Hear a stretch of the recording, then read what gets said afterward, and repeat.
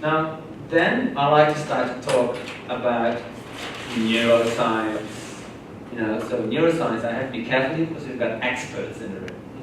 So, but can I just ask you, what are some of the characteristics of water? So, if I have water in a river, what kind of stuff? Sorry? Wet. It's wet? Yes, it's wet. If it goes down the mountain, where does it flow? It flows down. Yes, exactly. Yeah. If I pour water in one place over sand, what happens to where it flows? It always flows in the same way, and then it gets deeper and deeper and deeper, right? So there's a few things we need to know about water. First of all, it always flows in one direction, but the longer it flows somewhere, the deeper the valley gets. So the water flows here and it gets deeper and deeper and deeper. Now, did you know that thoughts work in the same way? So your thoughts are like water. So this is how thoughts work. And I stand corrected if I tell it wrong. So basically, there's neural pathways in your brain. Does anybody know what neural pathways are? I know the expert will know about that. Yeah. So the neural pathways are basically connections in your brain. And I'm nervous, so I won't say the name. Basically, it looks a bit like that.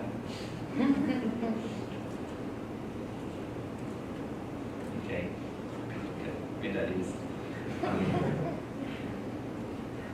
Yeah, so this is kind of what it looks like, and then there's a whole collection of them. You'll have another one here, and and then it goes on like that. So there's a little bit of an energetic transfer here. So when you have a thought, for example, I can't do the dishes. I love to have that thought. I can't do the dishes. So when you have that thought, I can't do the dishes, it flows, for example, along this way. Yeah. Let's actually put another one in here, so I can actually demonstrate. So there might be another one thing going in there. Neurons, they are. So the longer you have that thought, and the more you have the thought, I can't do the dishes, the more upset your partner will be, because I think you're just avoiding doing the dishes. But the longer you have that thought, the more it flows along this neural pathway. And the harder it gets for you to change that thought. So if you start at a very young age, like what I used to do, and start to bully yourself and tell yourself you're just not good enough, those thoughts, unless you address them, they become really deeply, deeply ingrained in your brain. So you can change those thoughts, and this is what we do in neural pathway mapping. In neural pathway mapping, we say, okay, we know we have this thought, but what we're going to do is we're going to put a little barrier in here, and then the thought has to flow to a better place. So the thought starts to flow like this, and you start to create a positive thought.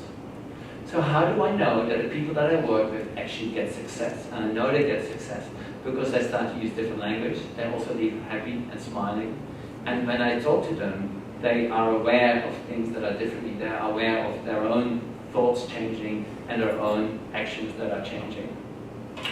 So this is kind of the interesting thing about neuroscience. So initially it was, our brain is fixed, it can't be changed.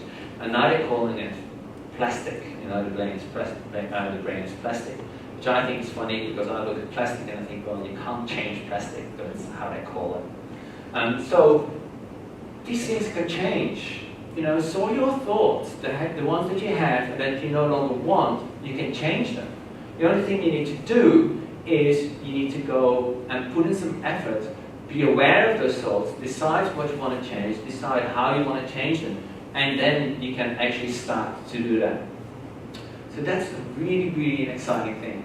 And then another thing really that I like about neuroscience, what I used to say is you have memory. And memory, I just like little drawers, very cute, maybe grandmother style, a bit more modern. Yeah.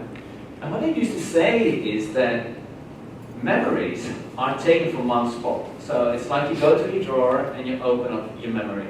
Yeah, and that's where it comes from. And this memory will have vision, will have an image in it, it might have a smell in it, it might have a sound in it, it might have a feeling or an emotion in it. So that's what I used to say, this is how it used to work. But now they're kind of realizing this is not how it's working anymore. So when you have memory, you're actually opening a drawer here, and a drawer there. And the one drawer will have an emotion in it, the other one will have a feeling in it, and the other one will have a visual image in it. So who's ever thought about an event? Oh, I remember, when we went out partying, or we went out to a sports event, and this is what happened. And then somebody else says, well, that's not true, because you did not say that, I did say that. I know that I've had situations like that. You kind of contradict each other. So what is happening now is that you are starting to open different drawers. So these can create false memories, but also that means that you can start to change the memories. Because what you can then start to learn by changing the pathways in your brain, you can actually start to open different drawers. Yeah. So as soon as you start to open these different drawers, and as soon as you start to change the pathways in your brain, then means that you are going to be able to step outside of those boundaries that are stopping you from achieving the life that you want. And that is what we want to achieve for you. We want you to be able to become your authentic self so your dreams can come true. And this is where it all started. But you need to have that dream. It's important to have the dream so you know where it is that you're going to go. And for some people it's about supporting your family. For some people it's about being successful in business.